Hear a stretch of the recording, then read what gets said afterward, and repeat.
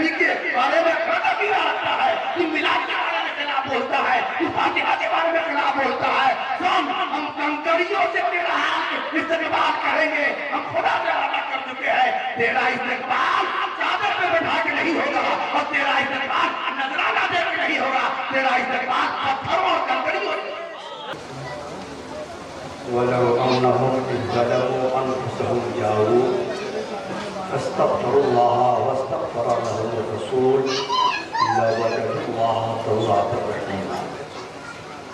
सल्लल्लाहुल अलीयुल अज़ीम व बल्लगना रसूलुल अमीनुल करीम व नहनु अला ज़ालिका लमिनश शाहिदीन व शाकिरीन वल्हम्दुलिल्लाहि रब्बिल आलमीन। दुरूद शरीफ पढ़ें। अल्लाहुम्मा सल्लि अला सय्यदना व शफीअना व मौलाना मुहम्मदिन बारिक वसल्लिम। सलातुन व सलामुन अलैका या रसूलल्लाह सल्लल्लाहु तआला अलैहि वसल्लम। हज़रत सरकार अब्दुल अलीम सरकार कासी रहमतुल्लाह तआला अलैह के 2-3 अशआर आप समाअत फरमा दें। बहुत मशहूर अशआर न मेरे दिल पर न जिगर पर न दीदे कर पर, न मेरे दिल पर न जिगर पर न दीदे कर पर, करम करेंगे निशाने कदम तो पत्थर पर। बिलादे आज के मरते हैं दिन जैसा, बिलादे आज के मरते हैं दिन जैसा, क्या जरूर के जलसा हो हौज़े कौसर, क्या जरूर हो हौज़े कौसर पर, हौज़े कौसर पर। और आखिर वक्त है आसी चलो मदीने को, आखिर वक्त है आसी चलो मदीने को, निसार हो के मरो तुर्बते। हज़रात, आज का ये खूबसूरत मौका और आज की ये खूबसूरत महफिल अली जनाब अलहाज मोहम्मद नसीम साहब से हज से वापसी के मौके पर बतौर इस्तक़बाल और बतौर तशक्कुर मुनक़िद हुई है। दुआ करें कि अल्लाह ताला हाजी साहब के हज को कबूल फरमाए और हज की बरकतों से उन्हें भी और हम सबको मालामाल फरमाए। मिंबर नूर पर हमारे बहुत से उलमा शोरा फरमाए। अली जनाब अलहाज मास्टर मोहम्मद अज़मत साहब हाजी साहब के साथी के वो भी तशरीफ़ फरमा है और भी हमारे बहुत से हुज्जाज कराम हाजी याकूब सरदार साहब जो हमारे अरफाती भाई हैं वो भी तशरीफ़ फरमा है। और शायर इस्लाम जनाब जौहर साहब शादी जनाब उल्फत साहब नूरी महबूब गिरामी हज़रत अल्लामा मौलाना महबूब साहब मिसबाही माहिर वैशाली वो भी तशरीफ़ फरमा है। मस्जिद गिरामी हज़रत मौलाना अमीन साहब जो आपकी मस्जिद के इमाम हैं वो भी हैं। मस्जिद मोहतरम हज़रत कारी जावेद साहब वो भी तशरीफ़ फरमा है और भी बहुत से उलमा हैं। क्योंकि मौका हज का है इसलिए मुनासिब है कि चंद बातें हज से ही मुताल्लिक़ आपके सामने आ रही। हज़रात, हज सन 9 हिजरी में फर्ज हुआ। हुज़ूर ने इरशाद फरमाया कतबा अलैकुमुल हज, तुम पर हज फर्ज किया गया, या कुतिबा अलैकुमुल हज, तुम पर हज फर्ज किया गया। एक सहाबी है उनका नाम है बकरा इब्न हादिस।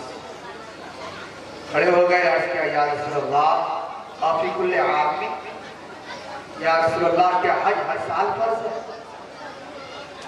हुज़ूर ने कोई जवाब नहीं दिया, खामोशी इख्तियार किया।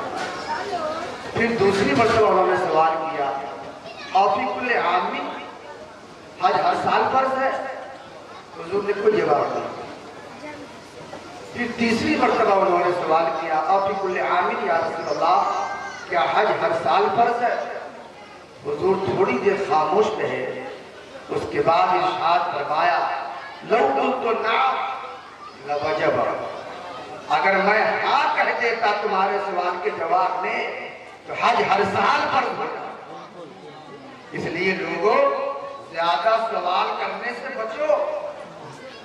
अगली उम्मतें इसीलिए तबाह हो गई कि वो अपने पैगंबरों से ज्यादा सवाल करती थी और उसके नतीजे में अहकाम ज्यादा आ जाते थे और कौम की मुतहम्मिल नहीं हो पाती थी, इसलिए ज्यादा सवाल करना अच्छा नहीं।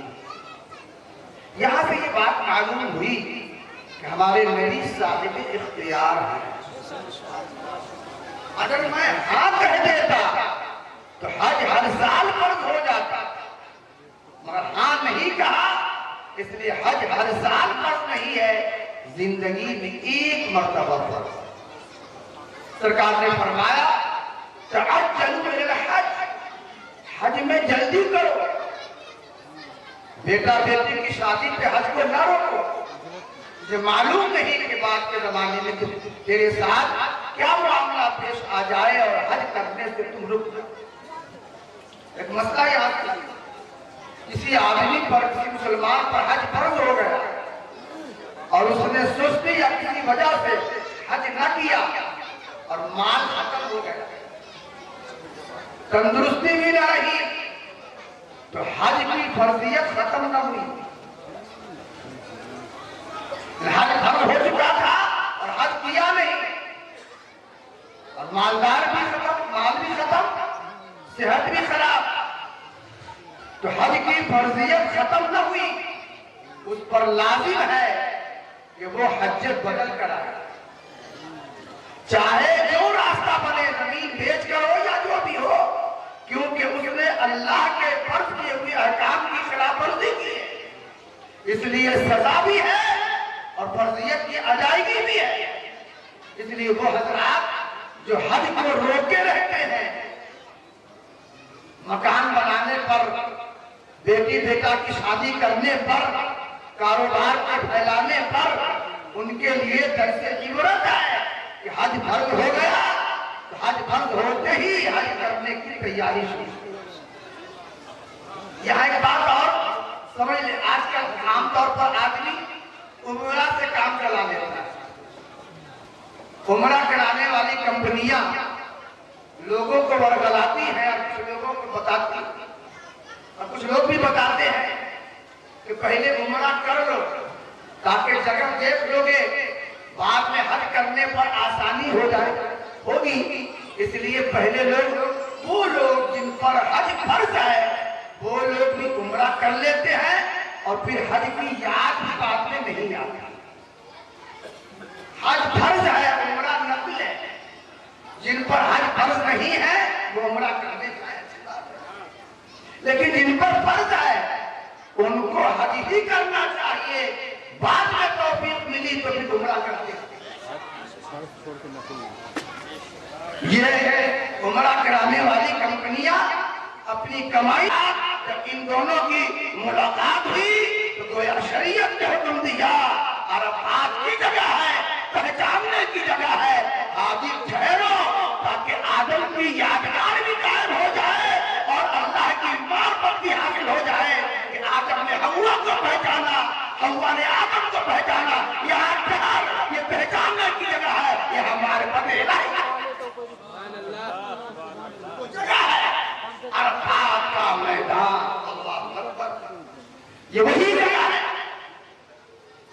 जहां पूरी दुनिया के ईमान वाले मुसलमान एक लिबास में होते हैं, एहराम में, एक जबान होती है, लब्बैक अल्लाहुम्मा लब्बैक, लब्बैक ला शरीका लक लब्बैक इन्नल हम्दा वन निअमत लक ला वल मुल्क ला शरीका लक। एक वक्त होता है और सब लो अल्लाह की तरफ लगी होती है, गोया वो एक ऐसी जगह है जहां अल्लाह ताला ने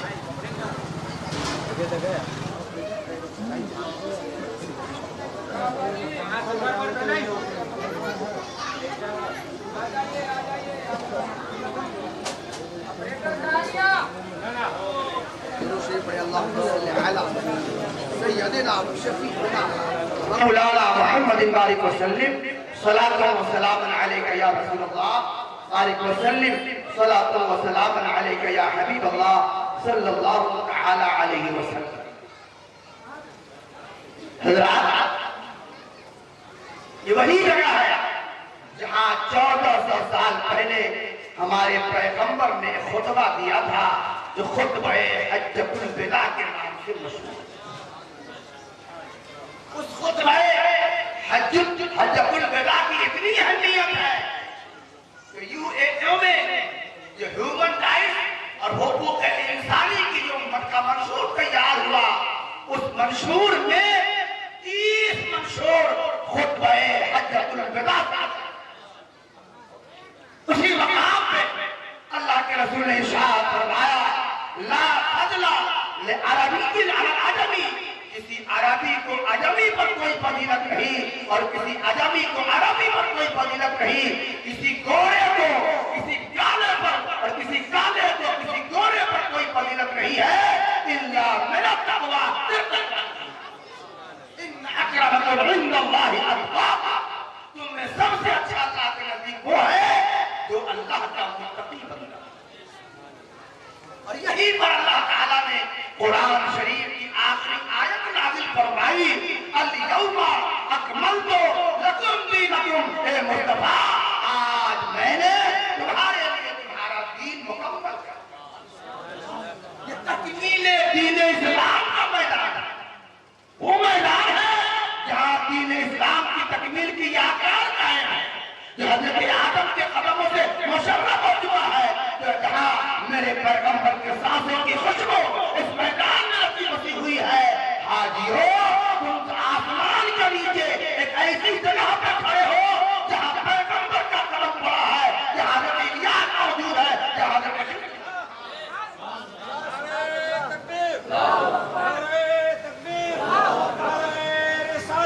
याद रखिए, हर साल हज के मौका पर 2 पैगंबर की तशरीफ आवरी होती है, हजरत इलियास अलैहिस्सलाम और हजरत खिद्र अलैहिस्सलाम। हजरत खिद्र की एक रिवायत के मुताबिक पैगंबर है, ये दोनों मैदान अरफात में आते हैं, इसलिए ये मैदान जहाँ ठहरे हो तुम, ये हमेशा भी मैदान है, ये नबियों की जगह काफी है, और यहाँ हमारे पैगंबर के कदमों की खैरात से बसा हुआ भी मैदान है। इसलिए सूखा मत आना, वहां की बरकतों को अपने दामन में समेट के आगे अपने घर वापस दिन भर वही रहे, दिन भर वही रहे। हज़रात शाम भी सुबह अगर कोई इमाम के पीछे रस्ते नमरा में अगर नमाज पढ़े तो उसके लिए हुक्म ये है कि ज़ुहर और असर दोनों नमाज एक साथ पढ़े ज़ुहर के वक्त, और अकेले पढ़े तो अलग अलग करना है, दोनों को अलग अलग। जानते हैं उलमा ने फरमाया कि 2 नमाजें यहाँ इकट्ठी क्यों की गई? इसलिए इकट्ठी की गई है ताकि बंदे को दुआ के लिए ज्यादा से ज्यादा वक्त मिल सके, दुआ के लिए ज्यादा से ज्यादा वक्त मिल सके। हुजूर फरमाते हैं, अब दुआ सलाहुल मोमिन, दुआ मोमिन का हथियार है, और दुआ दुआ इबादत का मर्ज है। दुआ के जरिया से अपने दिल का ताल्लुक खुदा से जोड़ा। नौजवान बच्चों से कहना चाहूंगा, नौजवानों से, आज हमारे गाजा में हमारे भाई हमारे बच्चे मारे जा रहे हैं, जहाँ जमीन नहीं है कि दफन किया जाए, कपड़ा नहीं है कि बच्चों का कफन तैयार किया जाए, माँ की आंचल और माँ का दुपट्टा बच्चों का कफन बन रहा है, ऐसे मौके पर हमारा नौजवान रात रात पर क्रिकेट देखता है, हम उसको कुछ नहीं कर सकते। खुदा की बारगाह में दुआ करो।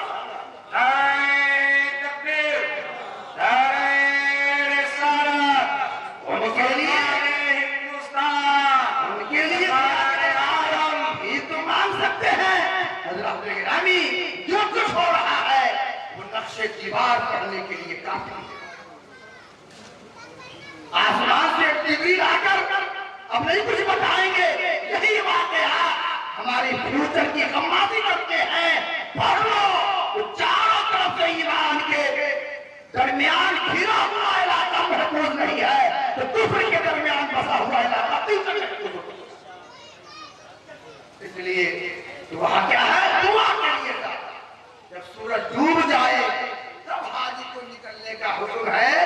अराफात के मैदान से। मगरिब नहीं पढ़ना, मगरिब नहीं पढ़ना, मगरिब पढ़े हुए सूरज डूबने के बाद उस मैदान से निकले। अगर सूरज डूबने से पहले कोई उस मैदान से बाहर हो गया, उस पर कम लाजिम आएगा, तो पारा देना पड़ेगा। और जब वो मुजदलिफा पहुंचे, वहां से मुजदलिफा जब आए, इशा के वक्त में पहले मगरिब की नमाज पढ़ी जाएगी, फिर मगरिब की सुन्नत नहीं पढ़ी जाएगी, फिर इशा की फर्ज पढ़ी जाएगी, फिर मगरिब की सुन्नत, फिर इशा। अब कौन इशा हो, जरा सोचिए तो सही। यहां अगर कोई माधोपुर में असर की नमाज जोहर में पढ़ ले तो नमाज होगी, या मगरिब की नमाज इशा में पढ़ ले नमाज तो हो जाएगी, मगर वहां मुजदलिफा में मगरिब की नमाज इशा के वक्त में पढ़ी जा रही है और ये नमाज कज़ा नहीं है, अदा है। और मस्जिद नमरा में उस दिन असर की नमाज जोहर में पढ़ी जा रही है, नमाज भी हो रही है, अदा भी हो रही है। आखिर माधोपुर का ये हुक्म क्यों है और अरफात का ये हुक्म क्यों है, मुजदलिफा का हुक्म क्यों है? कहा हाजी साहब वाही बात मत करो, चूचरा चबूरा मत करो, बस देखो मोहम्मद रसूलुल्लाह ने यहाँ ऐसे ही किया था, तुम भी ऐसे ही करते चले जाओ, तुम्हारा हज भी अदा होता चला जाएगा और नबी की नकल सीना कान के चलता गुनाह हराम है। कुरान कहता है ला से बिना मरहा, जमीन का करके मत चलो, कहीं ना कलम रखने कलाम वाला तुम लोग अभी वाला तोला जमीन आ सकता है ना, चोटियों को पहुंच सकता है बालों की, अकड़ के मत चलो, अकड़ के चलना हराम। मगर हज में एक ऐसा मौका आता है जहां अकड़ कर चलने का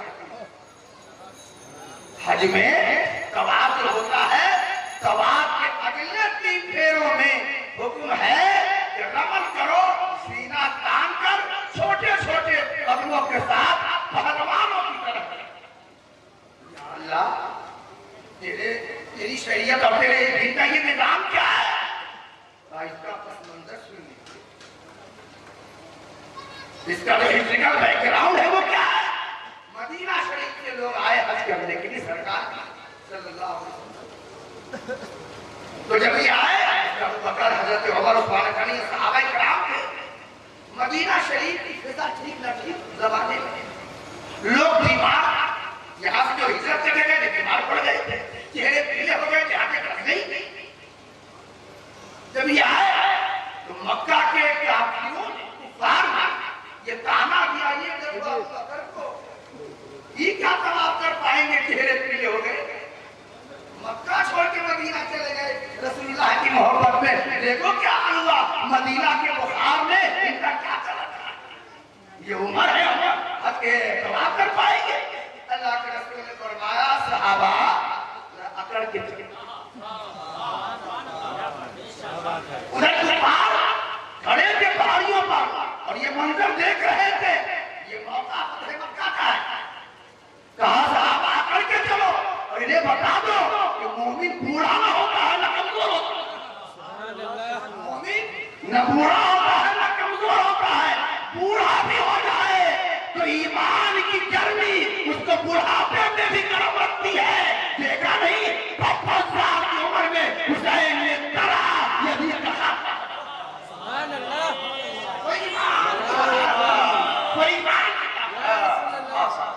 ये है अकड़ के चलना, यहाँ चलिए तो हराम और वहां चलिए तो नबी की सुन्नत। हज की है, हज क्या है? पैगंबरों और वलियों की अदाओं की नकल का नाम है। वक्त में बिल्कुल गुंजाइश नहीं है तो हम इन बातों को और तफसील करें, इख्तिसार के साथ चल रहे हैं, चंद सीधा सीधा बातें आप कंकड़ियां मान। अच्छा, रात में निकलना में रहना है, 2008 में गए थे, बड़ी भीड़ थी, लोग मुजल्फा के बाहर ही चादर बिछा करके करने लगे थे। मगर हम लोगों ने सोचा कि किसी तरह भी मुजल्फा के मैदान में जाकर नमाज अदा करें। इतनी भीड़ थी जाने का रास्ता। पड़ोसी मुल्क एक लड़का था, 25-30 साल का लड़का, उसका नाम था बिलाल।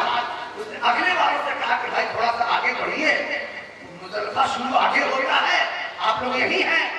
तो हाजी साहब ने कहा कि हम लोग इतने थक गए हैं, हम लोग उस मैदान में नहीं भी पहुंचेंगे, हमारा हल हो गया। इतने थक गए हैं और इतनी परेशानियां कि अब नहीं भी जाएंगे तो हमारा हल हो गया। वो बड़ा हसमुख लड़का था। उसने कहा कि परेशान हो गए तो आपका हल अदा हो गया, तो यहाँ आने की क्या जरूरत थी? पाकिस्तान में उल्टे लटक जाते, वही परेशान होने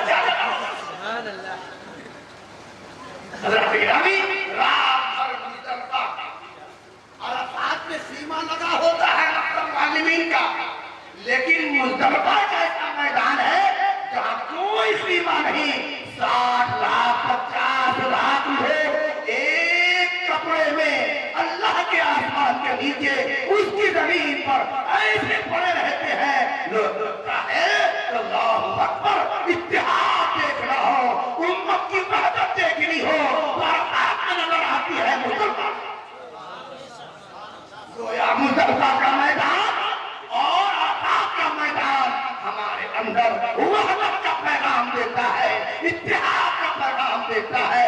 लोगों, इसके रिसालत की बुनियाद पर मुत्तहिद हो जाओ और इत्तेहाद का पर्दा कर सके तो नक्शे दीवार पढ़ो, नक्शे दीवार तुम्हारा फ्यूचर डार्क नजर आ रहा है अगर हमने अपने अंदर वहदत और इत्तेहाद के जज्बे को भरो। फिर वहां से चलिए भाई, सुबह होती है, सुबह में असल मुजल्फा होता है। पहले जमाने में तो छूटता था, अब तो सारा वगैरह बचता है, अब लोग ऐसे चले लगते हैं। वही कंकड़ियां भी कितनी कम से कम 50 और ज्यादा से ज्यादा 70। अगर 13 कभी ठहर गए 12 की रात में तो 13 कभी कंकड़ियां मारनी है तो उसके लिए देखिए, पहले दिन 7 कंकड़ियां बड़का शैतान को, दूसरे दिन तीनों शैतान को 21 कंकड़ियां, और तीसरे दिन यानी 12 को 21 कंकड़ियां, और 13 को भी अगर 13 को निकलेंगे तो उसके लिए भी 21 कंकड़ियां, 70 कंकड़ियां, वरना कम से कम 49 कंकड़ियां। देखिए 42 आप जानते हैं 50 लाख 60 लाख 25 लाख 30 लाख को रजिस्टर होते हैं, और इतने ही खैर रजिस्टर जो अगल बगल के मुल्कों से जंगलों और पहाड़ों के रास्ते से चले आते और इतने लोग कंकड़ियां वहां से उठाते हैं, कहीं कंकड़ियां आपको नजर नहीं आएंगी, लाख लगा रखी हो, मगर सबको कंकड़ियां दस्तयाब हो जाती। हमारे दादा है, नसीम साहब दादा ऐसा तो नहीं है कि जैसे हमारे यहाँ गिरती है, लाट लगी है तो आप कंकड़ियों की लाट लगी नहीं, आपको कोई लाट नहीं है, मगर हर हाजी को कंकड़ियां दस्तयाब हो जाती। अगर 50 लाख रिचार्जे करा कि कंकड़ियां 49 के हिसाब से भी जोड़ लिया जाए तो कई ट्रक छोटी-छोटी कंकड़ियां उसका नाम है क्या बोलते हैं छोटी गाड़ी है ना, तो कितनी गाड़ियां हो जाएंगी। मगर कुदरत का निजाम तो देखिए और कुदरत का अजूबा तो देखिए, कोई लाट नहीं रखी हुई है, मगर 50 लाख कराम को कंकड़ियां मिली। अच्छा, इतनी कंकड़ियां अगर एक जगह फेंकी जाए तो कंकड़ियों का पहाड़ बन जाएगा, नहीं बन जाएगा। लेकिन ये कंकड़ियां उसी शैतान पे मारी जाती हैं, मगर पहाड़ नहीं बनता। हदीस शरीफ में आया कि जो कंकड़ियां कबूल हो जाती हैं, अल्लाह उन कंकड़ियों को उठा लेता है, अल्लाह उन कंकड़ियों को उठा लेता है। इसीलिए हुक्म है वहां पर जो कंकड़ियां गिरी हो उन कंकड़ियों को उठाकर शैतान को मत मारो, क्योंकि कंकड़ियां वहीं पे गिरी रहती है, वहीं गिरी रहती है, तो खुदा के यहाँ कबूल नहीं, खुदा के यहाँ कबूल नहीं होती है। पूरा हाथ आओ बगल खुला और बिस्मिल्लाहिर्रहमानिर्रहीम शैतान करके पहले दिन बड़का शैतान को जो मक्का शरीफ की तरफ है, और दूसरे दिन और तीसरे दिन तीनों को मारो। अरे भाई वहां शैतान है क्या? वहां तो पत्थर बना हुआ है, दीवार बनी हुई है, तो आप शैतान क्यों मारो? शैतान है कहाँ? वहां शैतान नहीं है, सिंबॉलिक शैतान। शैतान की एक अलामत बना दी गई है, एक वाकया है इसके पीछे। हजरत इब्राहिम जब कुर्बानी के लिए चले थे अपने बेटा के लिए, वो वाकया पेश आया था, हम तफसील बयान नहीं करेंगे। एक सिंबॉलिक शैतान है। आखिर सिंबॉलिक शैतान के बारे में हाजी को हुक्म हुआ कंकड़ियां मारो। कंकड़ियां मारना मजनूनाना ही काम है। पागल लोग मारते हैं कंकड़ियां। किसी ने छेड़ दिया, खा लिया। ये कंकड़ियां क्यों मारा?